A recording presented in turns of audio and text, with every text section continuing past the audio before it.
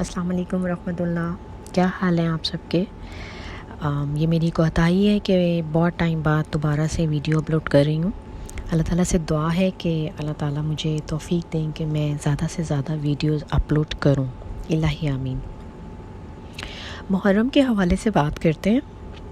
محرم پتہ ہے کس کا مہینہ ہے؟ اللہ تعالیٰ کا مہینہ ہے. اللہ تعالیٰ کہتے ہیں محرم میرا مہینہ ہے. 10 محرم کو جو نواسہ رسول حضرت امام حسین رضی اللہ تعالیٰ عنہ نے اور ان کے گھرانے نے جو قربانی دی تھی وہ تو ساری دنیا جانتی ہے، اور اس قربانی کا نعم البدل پھر دوبارہ اس دنیا میں نہیں آیا اور نہ ہی آئے گا تا قیامت. انہوں نے جو قربانی دی، انہوں نے جو اسلام کو بچایا، اللہ تعالیٰ سے دعا ہے کہ اللہ تعالیٰ ہمیں توفیق دیں کہ ہم اس کی بقا کے لیے جدوجہد کریں. الہی آمین. اسی طرح عاشوراء کے دن پر اور بھی بہت سارے واقعات ہوئے تھے. آئی ڈونٹ تھنک سو کہ ہم میں سے بہت سارے لوگوں کو اس کے بارے میں پتہ ہو. عاشوراء کے دن سیدنا آدم علیہ السلام کی تخلیق ہوئی تھی. اسی دن وہ جنت میں داخل کیے گئے تھے. اسی دن ان کی توبہ قبول ہوئی تھی، اور حضرت آدم علیہ السلام اور اماں حوا میدان عرفات میں جب ملے تھے وہ بھی 10 محرم کا دن تھا. بٹ اٹ ڈزنٹ مین کہ یہ سب کچھ ایک ہی ڈے مطلب سیم ڈے پہ ہوا تھا.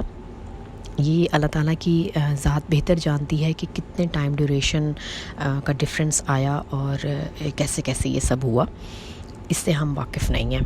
حضرت نوح علیہ السلام کی کشتی بھی جودی پہاڑ سے جا ٹکرائی تھی، اور حضرت سیدنا ابراہیم علیہ السلام اسی دن پیدا ہوئے تھے، مطلب 10 محرم کے دن، اور اسی دن وہ نمرود کی دہکتی ہوئی آگ میں ڈالے گئے.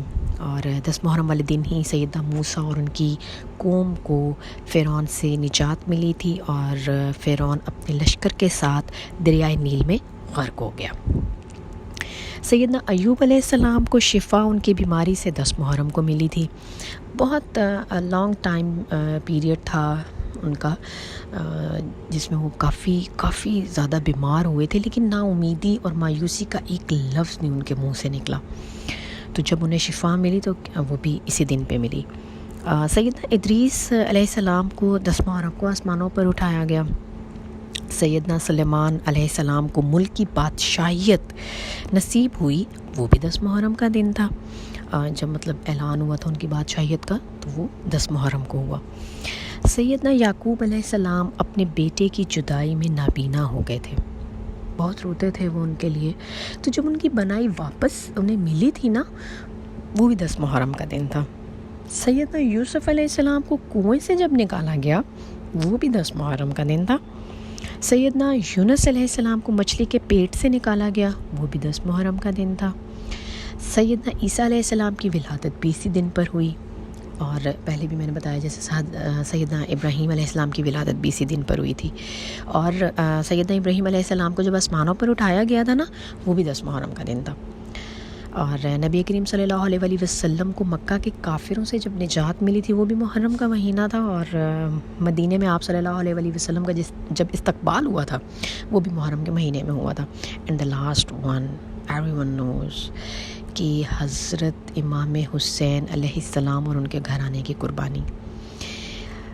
واقع کربلا سے 2 پوائنٹ بہت مین ہیں جو ملتے ہیں کہ چاہے کچھ بھی ہو جائے نماز قضا نہیں کرنی.